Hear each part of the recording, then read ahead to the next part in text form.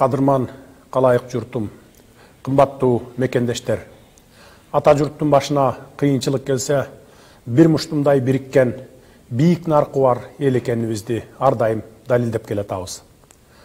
Манас атабыздын каныбыз менен бирге айланып турганда, биздин элдин бул наркын эч ким буза албайт. Ата журттун башына күн түссө, ынтымак менен биримдиктин күчү кандай болорун ааламга сездире алдык. Мекенчегин коргоо ары жооптуу, ары сыймыктуу ыйык милдет. Ошентсе да, эр жигиттерибиз эл жеринин чегин коргоп жатып, кандары забын болгонуна ар бирибиздин жүрөгүбүз сыздап турат.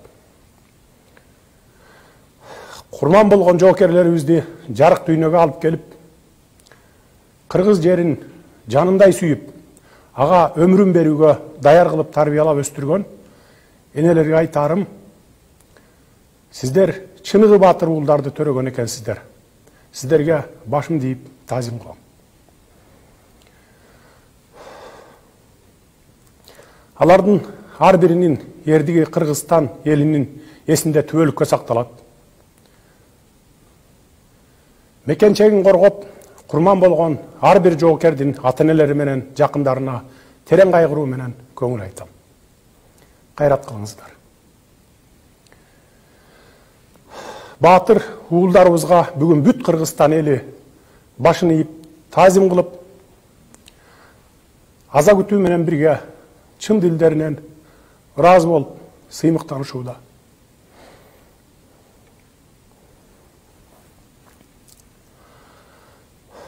Эр жигит эл четинде, жоо бетинде дейт.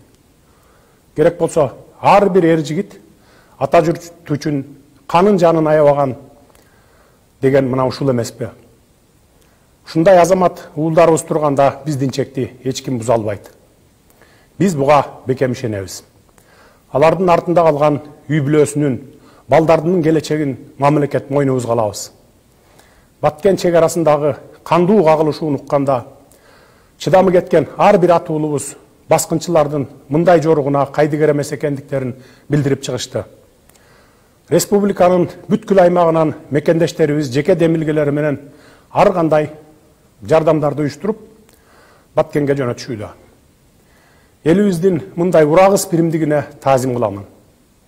Мындай учурда бардык мамлекеттик органдар күчөтүлгөн тартипте иш алып барып, караң күнгө кабылган мекендештерибиздин оорун, колдон, жеңилин жерден алып, жай турмуштуу калыбына келтирүүнүн камын көрүшүүдө.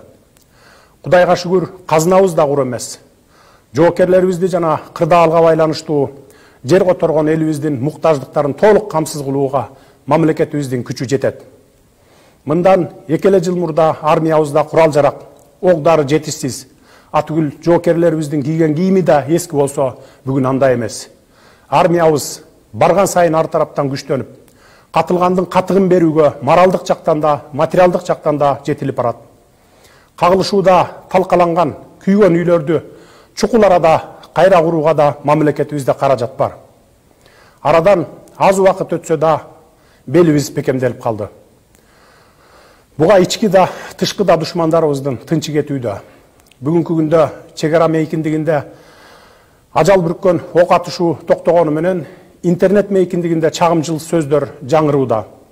Мындай чыр-чатактын чекесин кыйытып, элдин аң сезимин бурмалоого багытталган көп сөздөр белгилүү бир максатта меймандос элибиздин карым-катнашта болуп, кызматташып келе жаткан өлкөлөр менен болгон мамилесин суутуп, алардын ортосуна от жагууга багытталганын эсибизден чыгарбашыбыз кажет.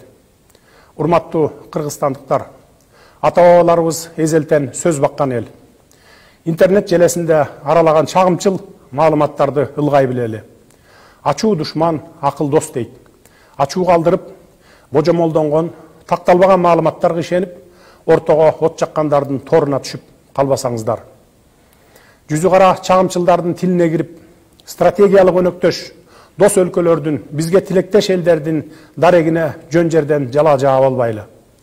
Мындай коогалаңдуу шартта бир гана расмий органдар тарабынан берилип жаткан маалыматтарга гана ишениңиздер деп үндөп кетер элем. Себеби азыркы учурда чек ара коопсуздугу, маалымат коопсуздугу баары тыкыр көзөмөлдө. мамлекетибиздин чек араларына байланыштуу талаштуу маселелер акырындык менен чечилип келе жатат. Өзүңүздөр билгендей, буга чейин Өзбекстан Республикасы менен чектешкен аймактардагы чек араларыбыз толук чечилип, расмий түрдө документтештириле турган маселе гана калды. Бүгүнкү күндө жалгыз гана Тажикстан Республикасы менен чектешкен жерлерибиз такталбай, көйгөй жаратып келүүдө. Биз кыргыз-тажик чек арасын бир гана тынчтык жолу менен ыкчамдатып чечүүгө аракетибизди токтотпой улантып жатабыз. Дагы бир айта кетүүчү жагдай, Баткенге барабыз деген жигиттер, жаштар, сабыр кылыңыздар. Мамлекеттин аскер дараметин мурдагыдай көрбөңүздөр. Кудайга шүгүр, армиябыздагы абал бүгүн башка. Чек арабызды бузгусу келгендерге толук жооп берүүгө жараган эр азаматтарыбыз, күч кубатыбыз бар, жетиштүү. Мекен чегине басып киргендер өз жазаларын катуу алышканы буга далил. Жалпы элибизден сураныч, ички ынтымакты кармап, биримдигибиз менен мамлекеттик бийликтин, аскер күчтөрүнүн аракетин колдоп бериңиздер. Кадырман, калайык журтум, бир болсок, ынтымактуу болсок, бардык кыйынчылыктарды жеңип чыгабыз. Ынтымагыбыз чыңдалып, биримдигибиз бекемделе берсин. Кам манастын тукумубуз деген демибиз өчпөсүн. Сүйүктүү Кыргызстаныбыздын асманы ачык, Баткен жергесинде дайыма тынчтык болсун.